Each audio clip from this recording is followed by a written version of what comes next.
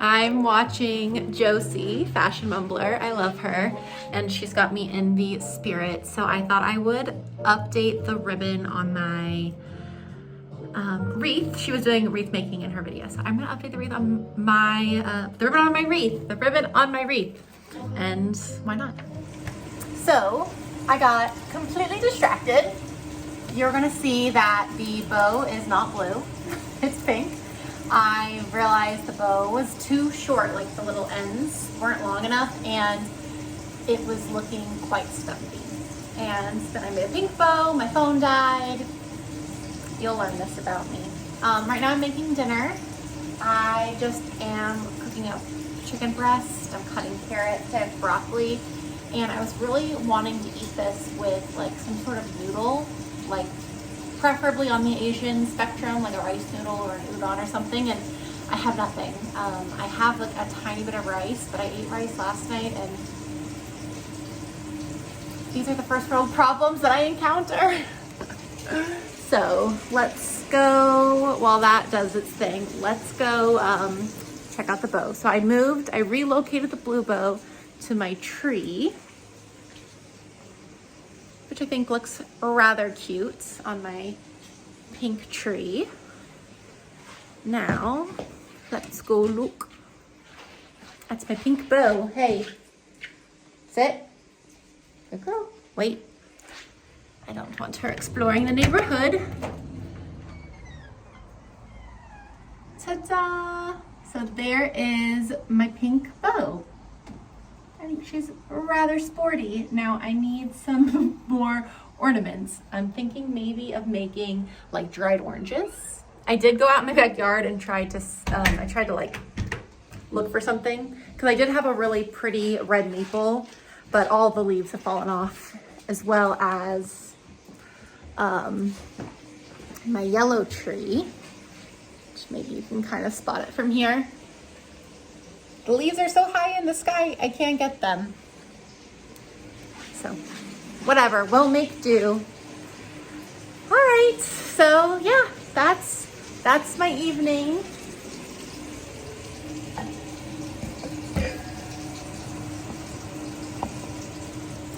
Wow, time really flies when you're having fun.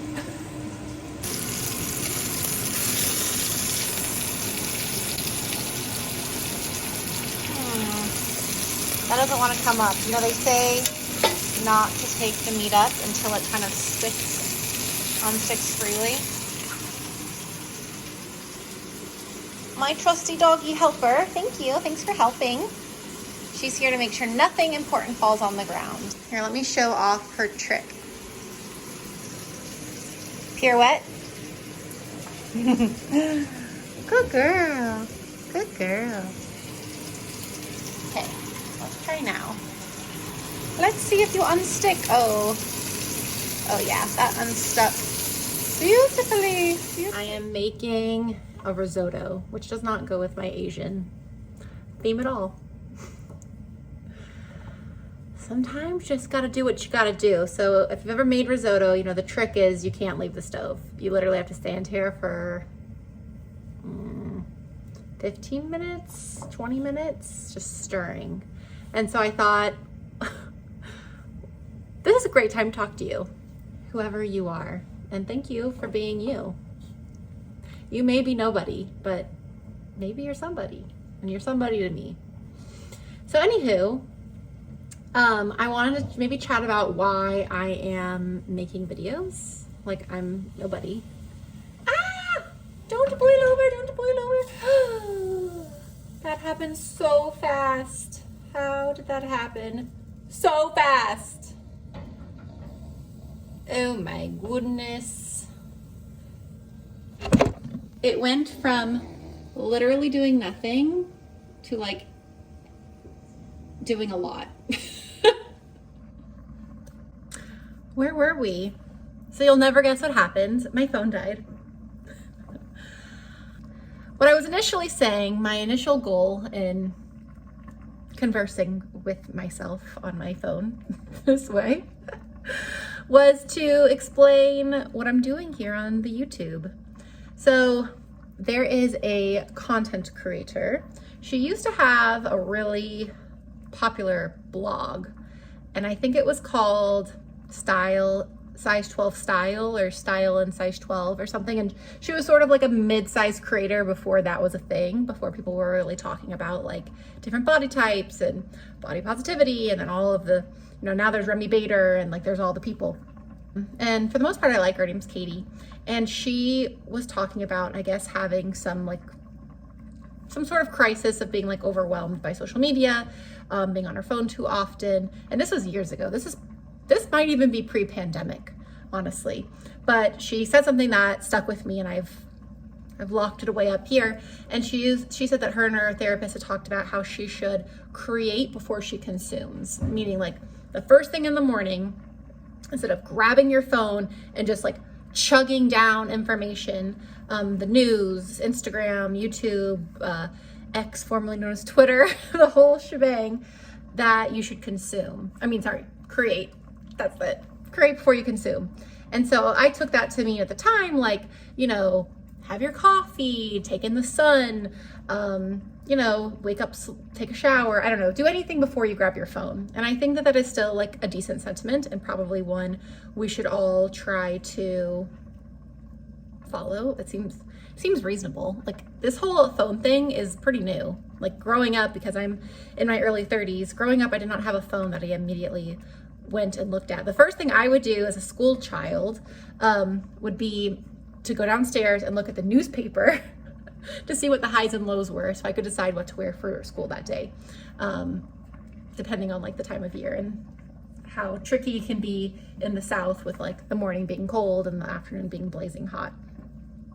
So anywho, if you think about it in that context, like this whole like nose in your phone thing is pretty new, and it's it's like we're children with new toys, and we really just need to like learn to respect them and play with them correctly. Going back to this concept of creating before you consume, what I found myself doing, which I think a lot of people have done over the last few years, is just consuming so much social media. Like, whenever I get the iPhone alert telling me like where I spent my time and how many hours, I'm always just like flabbergasted by what I get back.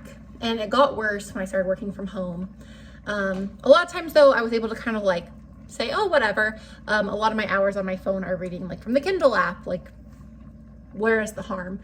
I did actually though start experiencing harm. So without going into a lot of details, there was a pretty big news event that has like taken over the planet, and I just found myself like so nose in my phone that I literally could not get my work done. And it's fine, but like it can't be a long-term plan. And so I literally deleted all social media off my phone other than YouTube. So I started working with a personal trainer. That way I knew I would be using my time effectively. I'm already someone who goes to Pilates. I take reformer Pilates a couple times a week, and I have a dog, so I take her for walks, but I wanted to have like a more consistent workout regimen. So I use this app called Copilot, and they basically matched me with a really nice girl named Lily, which is also my dog's name. We had a lot in common, really like her, and she makes workout plans for me, and then I feel a certain sense of like, oh, I gotta get this done because Lily's gonna be looking for my feedback on the workout. So that's one way that I am creating over consuming. Even though I'm technically consuming the app, I feel like I'm counting it as creation because I'm working out and I'm making these big guns. So anyways, that's one thing. What's another thing? Oh, another thing is I have a friend from high school. Oh yeah, because I deleted all my social media, besides Facebook, I also had LinkedIn. And I do work in sales, so like being on LinkedIn is sort of part of my job. Anyways, I have a friend from high school who started a nonprofit that is really cool.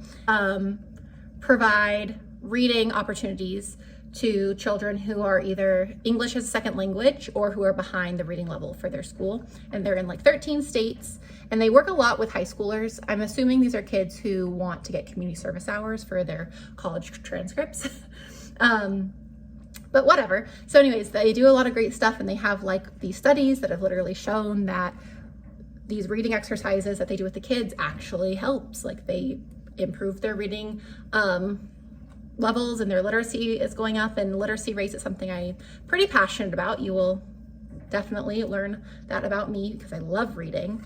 And I had an experience as a adolescent, like encountering illiteracy, and it's just something that's, again, an experience that stuck with me, and it's something I really care about. So that is the second way I've decided to try to create instead of just consume. So working out is one, that's very much to my own benefit. Two is working with this reading program. So after the holidays, I'm going to get assigned a mentee, and we're going to meet once a week on Zoom, and we're going to do some reading exercises. And then third is this. So I'm relatively creative. Like, there are definitely people much more creative than me who, I don't know, have BFAs and MFAs and, you know, are just, I don't know, artists, true artists, whether it's, you know, photography or graphic design. I have a friend who's a director. She like literally writes movie scripts and directs them. Like, yeah, like there are so many creative people, but like I do count myself amongst them. I do have a minor in dance, performance, and choreography. Thank you very much. This seemed like another good outlet to do something that's a little bit more creative than just consuming YouTube, because I have really enjoyed consuming YouTube. I've not been, other than like Charlie Bit My Finger in high school, I really never used YouTube a lot. But during COVID, obviously, like we were all looking for things to take our minds off of things, and I got really into watching some of the British YouTubers. So Freya Killen, Molly May, Josie from Fashion Mumbler, and Lydia Gordon Millen. Love them. I like watch them routinely, and I've picked up their language. Like I want to say like, oh, I need to get my nails done. Let me book in an appointment. We're gonna stay at this resort. Let me book in a massage. Yeah, mate. It's whatever.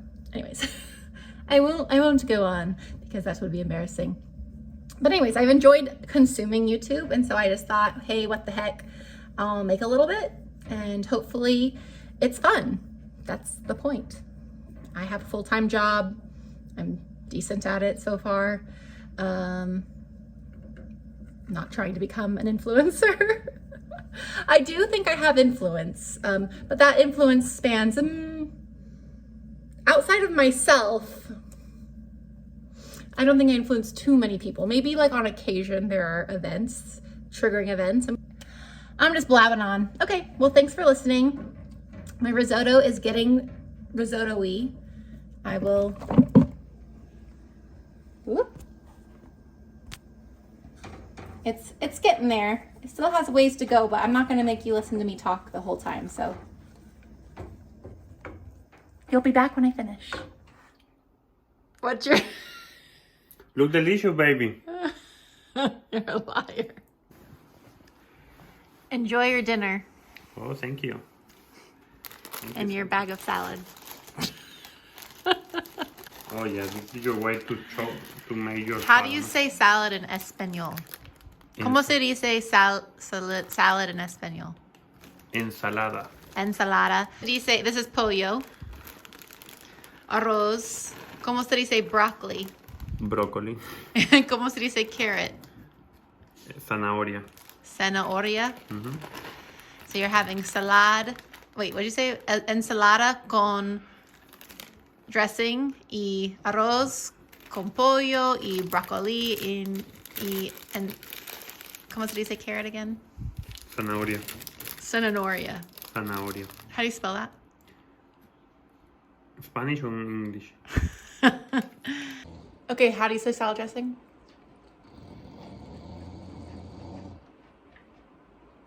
Aderezo. Aderezo. Ensalada con aderezo.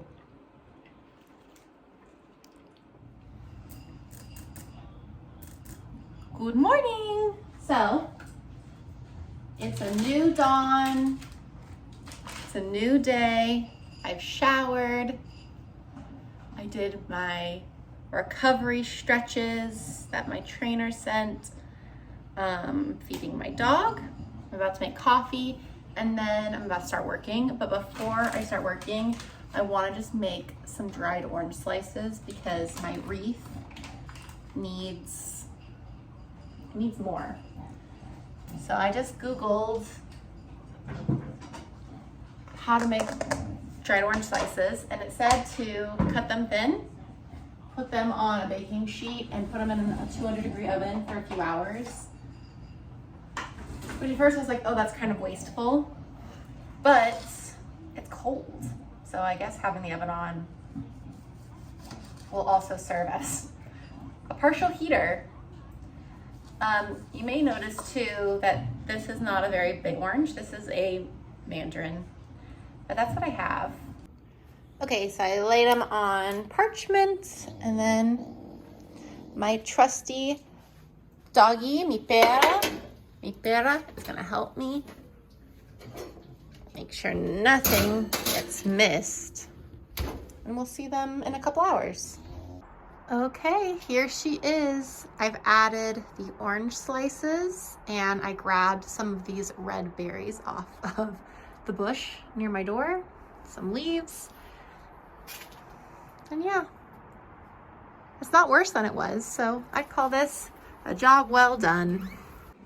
So if you made it this far into the video, bless you. You're an amazing, beautiful person, and you may just be me. Okay, guys, signing off. Sayonara. Check ya on the flip side.